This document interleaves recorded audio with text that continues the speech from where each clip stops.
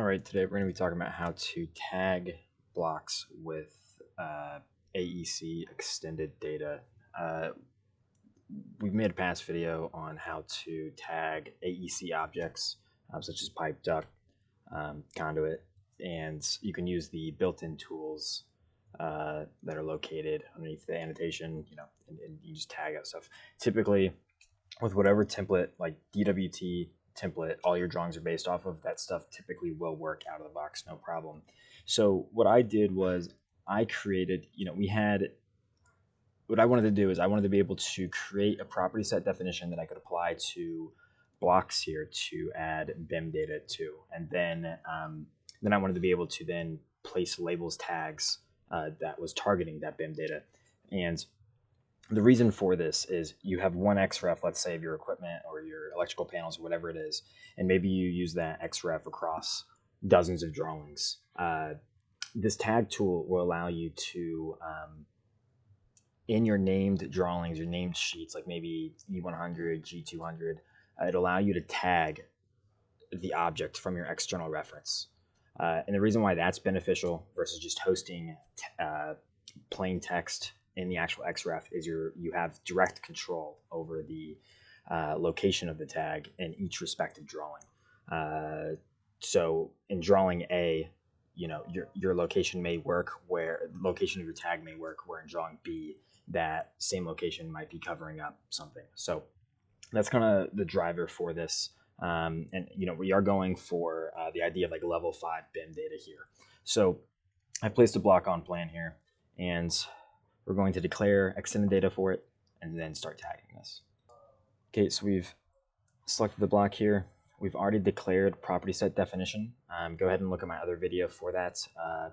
You can probably learn what you need to just by watching this video. So we're going to add the equipment property set definition to this. You see those come in here. So we've got user tag here, and we're just going to call this panel test.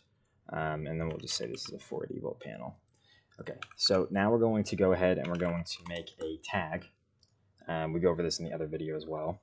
So I'm just going to put WASD for now. We know in my other video that I discussed that we need to set our text height to 1. I'm noticing here that my units are wrong on this drawing, so I'm going to change my units to architectural, set it to inches. So I'll check that one more time. We know from the other video that you want it set to text height of 1, and that will make it annotative. That's a little tip and trick. Okay, so now we're ready to define this as a tag. So the command for that is literally define tag. You'll select it. You'll get this ribbon here.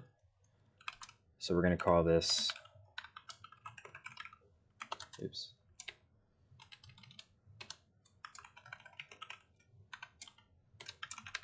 Okay, and then now we're ready to actually assign it to a property. And again, I'm going to select the equipment. So this is a custom property set definition that we made. And we'll take a look at that here in a minute in Style Manager. So it's targeting that specific property. And now it's asking me for my insertion point for that tag. So we'll just select that right there. Notice it upsized it. So this is now annotative. You can learn a lot of these basics from the other video. Okay, so now the tricky part is how do I actually tag this?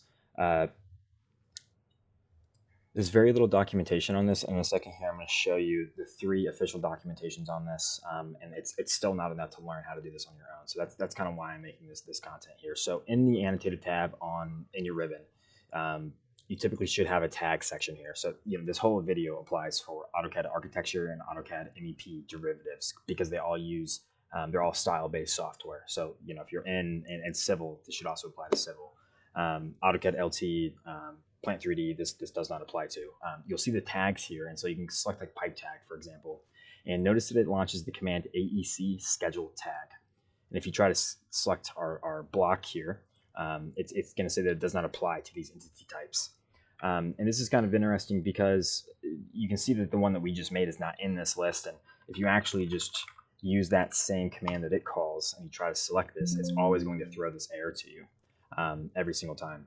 Even if you try to, even if I threw in pipe, which we do have tags associated with pipes, you're going to still get that same error. So I don't really understand how this command is supposed to work without using the ribbon. and I think it's intended that way. It's not supposed to. So through some investigative debugging here, I kind of figured some things out.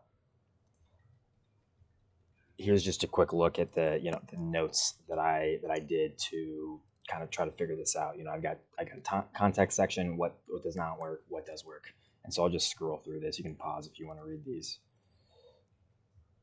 And this did not directly get me to the solution. What actually ended up getting me to the solution is here, and I'll just show these 3 links. They'll be in the description. This one tells you how to create the tag, so we've already actually gone over that. And then this one was the clue, how to create a schedule tag tool. And the reason why I'm showing you this is because it relates to the AECSCHEDULETAG command, which we just showed does not work. You get that error, right? So how do I get this to actually pull in? But we know that these tags here work. If I use this on, like, this only applies to pipe. If I try to tag a pipe, it will work. So how do I bring in the one that we just made? That is the real problem statement of this video. And without further ado, we'll show you. So we're going to come over here to our tool palettes. I'm just going to create a new tool palette here. So I've actually made one, but if you need to, just new palette. And notice that this is not a locked tool palette. So I have direct write access. So this may be a problem for you if you're on a corporation drive. So you actually just select this and drag it into your tool palettes. The link that I will provide in the description, it gives you 3 ways to do this. So it's these 3 ways. And the key here is you want to go, you need to right click and go to properties on this. I don't know why they make it so difficult to configure this, but you first need to come down here. Notice that the tag name, it did not bring in our correct definition. That's the one that we made just a minute ago. So you have to set it to that. Then you have to set property data here to actually select the property data that this is our custom property data. And now when you come in here, you should be able to select this. Follow your prompts. And now you know it's working because you immediately get this, hit OK, and there is your panel tag. Okay, so that's how it's done. That should be a delivered solution for you for how to bring this stuff in.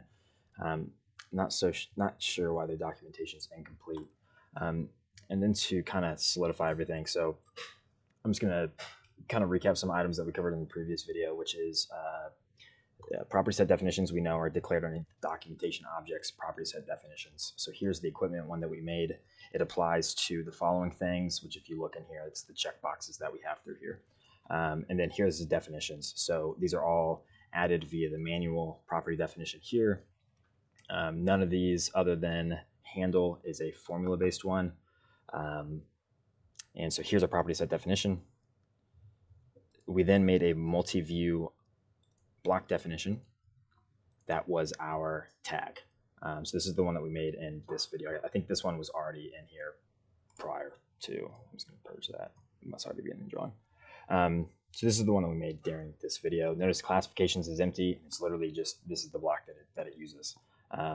And so to be clear, I did not come in here at all and do anything within Style Manager. I was able to do everything that I've shown in this video via the commands that we use. The only thing that was already set up prior to recording was our property set definition. So that should help get you started. Now, to be clear, you can now, let's say that we have a plan view drawing, and then I have a master XREF that contains all my equipment or all my panels or electrical panels. We can now take my sheet drawing that I intend to plot an issue from and annotate on. In this case, it's going to be E110. I can bring in my architectural border. I can bring in my equipment XREF. I can bring in my electrical XREF, and then I can then use these tag tools to then tag the object that is hosted in our XREF, and that allows you. This is like level 5 BIM. It's the idea of pulling in property set definitions from the metadata, from the BIM data that are hosted in these objects. So that should be a pretty good overview. If you want to learn more about this type of stuff, there is a great webinar that was done years ago, and I will include it in the description. I'll show it here real quick. And that is this one here. Here's my notes on it. And a lot of this webinar was actually applied to, or rather, this webinar was really showcasing Civil 3D and AutoCAD maps, I believe. But the core concepts throughout most of the video apply to the AutoCAD architecture and MEP suite. Does not really apply much to Plan 3D. I guess a little bit to Plan 3D. Really great resource here, and you can just take a look at our notes here. So this is what it covers. These are the big issues here, and this probably gives you the best overview of leveraging property data, BIM data, metadata, whatever you want to call it.